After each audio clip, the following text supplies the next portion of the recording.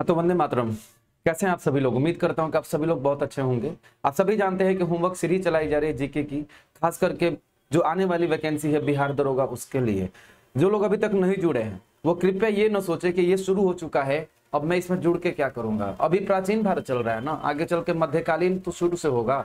आप अभी से जुड़े और ये जब खत्म होगा तो ये दोबारा से सीरीज स्टार्ट होगा, दोबारा से, और फिर दोबारा जब शुरू होगा तो आप प्राचीन भारत उस समय कंप्लीट कर सकते हैं। चलिए, तो आप सभी लोगों का स्वागत करता हूं मैं ब्राइट पब्लिकेशन के यूट्यूब चैनल पे। जो लोग पहली बार है, जो लोग नए हैं, प्लीज चैनल को सब्सक्राइब कर दीजिए, वीडियो को लाइक कर दीजिए। आइए, ये जो होमवर्क सीरीज है इसमें डेली आपको टॉपिक दिया जाता है और इसको जो आप पढ़ेंगे दिन भर में वो शाम को इसका ही डिस्कशन आपको करा दिया जाता है। समझ गए? चलिए आगे बढ़ते हैं। ये आज का जो टॉपिक है, ये जो आपका डे 4 नहीं है, ये असल में डे 7 है। ठीक है, ये डे 4 नहीं है, ये डे 7 का है। अब आगे देखिए, जो टॉपिक है आपको अभी इंडियन ज्योग्राफी, भारतीय भूगोल, प्राचीन भारत और भारतीय संविधान से आपको दिया जा रहा है, समझे? तो इसमें आप देखेंगे कि सबसे पहले आप जानते हैं कि मौर्य साम्राज्य हो गया, वैदिक सभ्यता हो गया, हड़प्पा सभ्यता। देखिए, सब जगह से सवाल नहीं आता है, जहां से सवाल आता है वही पहले कंप्लीट कीजिए, जो बचेगा उसको अंत में करेंगे। यही पढ़ने का सही तरीका है, समझे? पढ़ना सब है, दे देगा तो क्या कर लेंगे परीक्षा में। मान लीजिए नहीं आता था लेकिन अब दे देगा तो क्या करेंगे? तो प्रागैतिहासिक काल से भी सवाल नहीं आता, इसलिए मैंने अभी तक आपको टॉपिक में उसको ऐड नहीं किया है। लेकिन जहां से सवाल बनता है उस पर बार बार समय देंगे, समझ गए? उसको बार बार रिवीजन करेंगे ताकि परीक्षा में वहां से सवाल फिर आएगा, क्योंकि आता था आगे भी आएगा, तो उसको हम रिवीजन करके रखेंगे। समझ गए? तो यहाँ पे 3 गो आपको है। पहला तो आपको गुप्त साम्राज्य पढ़ना है। मौर्य साम्राज्य तक खत्म हो गया है, ब्राह्मण साम्राज्य खत्म हो गया, जो कि शुंग वंशीय शासन, सातवाहन हो गया, रुद्रदामन का जो शक शासक था उसके बारे में आप सभी लोगों ने पढ़ लिया। जो अटैक हुए हैं, विदेशी आक्रमण भारत पे हुए हैं, जिसमें पहला डेमेट्रियस, सबसे पहले डेरियस यानी कि दारा प्रथम था, जो कि हकमनी वंश का शासक था, है ना। उन लोगों का विनाश करते हुए सिकंदर आता है, जो कि 326 ईसा पूर्व में आकर के हाइडेस्पिस का युद्ध लड़ता है। तो आप सभी देखेंगे यहाँ पे कि ये सब हम लोगों ने पढ़ लिया। बाद में जाकर के हिंद यूनानी पहले आए थे, हिंद यवन, तब जाकर के शक आए थे, तब जाकर पार्थव आए थे, जिसका गोंडू फर्नी से एक इंपॉर्टेंट शासक हुआ करता था, और तब जाकर के आपका कुषाण आए थे, जिसका एक महत्वपूर्ण शासक कनिष्क था। ठीक है, तो ये सभी आप लोगों ने पढ़ लिया होगा। तो आप इसको पुनः रिवीजन करेंगे, इसको पुनः रिवीजन करेंगे जितना समय बचता है। मैं बार बार बोलता हूँ, रिवीजन रिवीजन रिवीजन।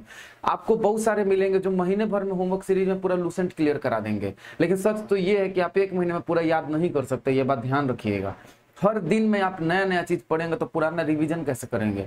याद रखिए, उससे बेहतर है आप महीने भर में लूसेंट पढ़ करके 20% भी याद न रख पाए। उससे ज्यादा बेहतर है कि आप 3 महीना में पढ़े और उसका 60% याद कर ले, ये ज्यादा बेहतर है।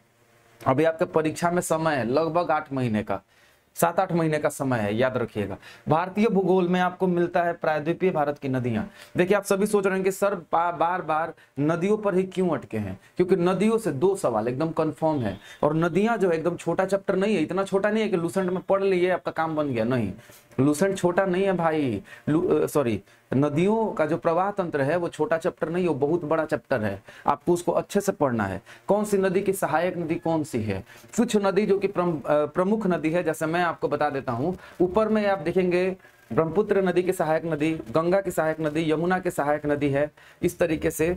और ऊपर में सिंधु नदी जो है, इन सब का आपको बाईं ओर से कौन सी नदी उसकी सहायक नदी है और दाईं ओर से कौन सी सहायक नदी है, ये पता होना चाहिए। बाकी इंपॉर्टेंट में नीचे में आइए, नर्मदा और तापी एकमात्र नदी है जो कि पश्चिम की ओर प्रवाहित होती है। हालांकि इनके अलावा माही, साबरमती, ये सभी के सभी जो है ये पश्चिम की ओर अरब सागर में अपना जल गिराती हैं। बाकी और सबका आप देखेंगे तो वो लोग अपना बंगाल की खाड़ी में जल गिराती हैं। तो ये सब भी सवाल आता है। तो नर्मदा, तापी, महानदी, गोदावरी, कृष्णा, कावेरी, इन सब का आपको पता होना चाहिए सहायक नदी, और वो भी बाएं से कौन सी है, दाएं से कौन सी है, ये सवाल आता है। नदियों की लंबाई आपको रटना है कि कौन सी नदी की लंबाई कितनी है, सवाल आता है। अरेंज करने को दे देगा, प्रायद्वीपीय भारत की नदियों को इस प्रकार से अरेंज कीजिए, या इन प्रमुख नदियों को इनके लंबाई के हिसाब से अरेंज कीजिए, इस तरीके का सवाल आता है। कुछ नदी का अलग अलग टाइटल दिया गया है, आपको वो टाइटल पढ़ के रखना है, समझ गए? तो वो सब है सवाल। तो इस तरीके नदियां बहुत बहुत बड़ा चैप्टर है, ये बात याद रखिएगा। अगला सवाल है विविध में। आप जानते हैं कि विविध से सवाल आता है, और मैं आपको विविध फिलहाल वही कराऊंगा जहां से 100% सवाल आने का चांस है। आप जानते हैं कि दिवस से एक सवाल एकदम 100% आता है, उसका विषय से एक सवाल 100% आता है। फिलहाल हम दिवस याद करेंगे, बाद में थीम भी याद कर लेंगे। कल जनवरी का दिया था, आज फरवरी का आपको याद करके आना है। शाम को जरूर आइएगा, जो लोग भी इस वीडियो को देख रहे हैं और पहली बार आए चैनल पर, प्लीज चैनल को सब्सक्राइब कर दीजिए, क्योंकि ये चैनल आपके लिए रामबाण साबित होगा जीके के लिए। आप सभी लोगों के यहाँ पे नहीं बैठेगा जीके का एक एक सवाल, तो फिर आप बात करिएगा, समझे। आपके परीक्षा से पहले ऐसा धुआंधार रिवीजन कराऊंगा ना, आप सोच नहीं सकते। आप एक बार पढ़ के आइए तो सही, आप एक बार डिस्कशन में पढ़ने आइए तो सही, उसके बाद आप डिस्कशन देखिएगा, फिर हिल जाइएगा, आपका दिमाग एकदम ऐसे यूं हो जाएगा। चलिए ठीक है। उसके बाद आपको भारतीय संविधान का जो टॉपिक है वो है भारत की प्रमुख अनुसूची, उसके साथ में तथा भाग। लेकिन अब जो बच गया है, आपका जो समय बचेगा, आप कृपया करके उसको रिवीजन पे दीजिए, न कि कुछ नया पढ़ने पे।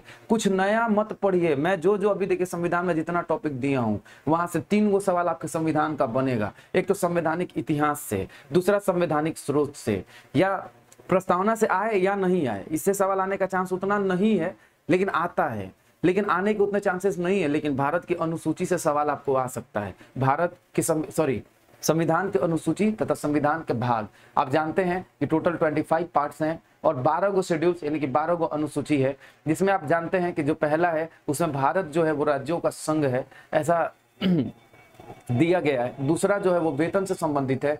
तीसरा जो है आप जानते हैं शपथ से संबंधित है। अब इसमें भी वेतन में कौन कौन किसके किसके वेतन की चर्चा है ये भी पूछा जाता है। सवाल में आता है कि जो दूसरा अनुसूची है उसमें जो वेतन का प्रावधान है, इनमें से किसके लिए नहीं है, और उसमें प्रधानमंत्री, राष्ट्रपति 4 गो ऑप्शन देगा। तो जिसके लिए नहीं है ये आप किताब में ढूंढेगा, मैं शाम को आपको बताऊंगा किसके लिए नहीं है।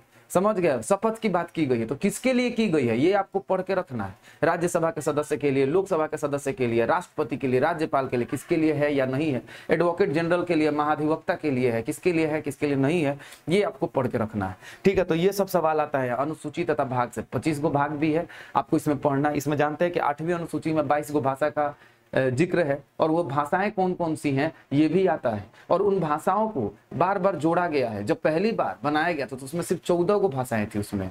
ठीक है। बाद में उसको संशोधन कर करके 3 बार में उसमें भाषाओं को जोड़ा गया है। वो संशोधन याद करना है, किस किस में कोंकण, मणिपुरी, नेपाली, ये सब कब कब जोड़ा गया है, किस संविधान संशोधन से जोड़ा गया है, आपको ये सब याद करना है। ये सब इसमें आपको पढ़ना है। तो ये सब आपके सवाल आता है परीक्षा में ये सबसे।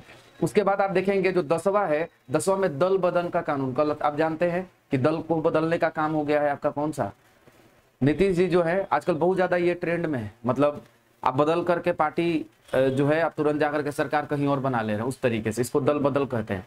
कल ही जाकर के आप खबर सुने होंगे कि हमारे माननीय नीतीश कुमार जी जो हैं उन्होंने रिजाइन कर दिया है, और जाहिर सी बात है अब आगे भी वो सत्ता में आएंगे राजद के साथ मिल करके, उम्मीद है ऐसी, देखते हैं क्या होता है। तो ये सब दल बदल है। तो 10वें में है, 10वीं अनुसूची में है। 11वीं में पंचायत की बात है, पंचायत की बात जिक्र है। और उसके बाद 12वीं में आपका किसका है, नगर पालिका का। अब देखिए यहाँ पे, अब जो पंचायत और नगर पालिका से संबंधित इन सभी अनुसूचियों में कुछ ना कुछ इनसे संबंधित अनुच्छेद हैं। वो अनुच्छेद आपको बकायदा पता होना चाहिए। अनुच्छेद में भी कितने अनुच्छेद पंचायत से संबंधित है, कितने अनुच्छेद इसके नगर पालिका से संबंधित है, आपको ये भी पता होना चाहिए। क्योंकि दरोगा में ये सब सवाल आता है, यूपीएससी में आए या नहीं आपके दरोगा में पूछा जाता है। समझ गए। उसके बाद आप देखेंगे तो इस तरीके से यह सब सवाल आता है। जो 9वां अनुसूची है उसमें आपको जमींदारी प्रथा को खत्म करने की बात करी गई है। तो इस तरीके से ये सब है आपको दिया हुआ। तो आप सभी लोगों को एक बार मैंने बता दिया, बाकी आप पढ़ लेंगे। देखिए उसके बाद आप लाइव डिस्कशन के लिए आ जाइएगा। ये टॉपिक 1-2 लिखा हुआ है, टॉपिक 1-2 का नहीं है। आज आपका जो रिवीजन कराया जाएगा, ये जो आप पढ़ रहे हो अभी 7वां टॉपिक, ये पढ़ के आइए। आप यदि कहीं कोचिंग जाते हैं, मैं कहता हूं आप अपना समय बर्बाद न करें, अपने घर पे सेल्फ स्टडी करें, उससे बेहतर कुछ नहीं है। आपको कोई कोचिंग वाला डबल स्टार नहीं दिलाएगा जब तक कि आप मेहनत नहीं करेंगे। आपको मेहनत करना पड़ेगा, आपको करना ही पड़ेगा। कोई भी कोचिंग वाला आपको डबल स्टार नहीं दिला सकता है जब आप मेहनत नहीं करेंगे। चलिए, उम्मीद करता हूं कि आप सभी लोग मेरी बात को समझ गए होंगे। मिलते हैं आज की शाम के क्लास में 9 बजे से, जो कि लाइव चलेगा।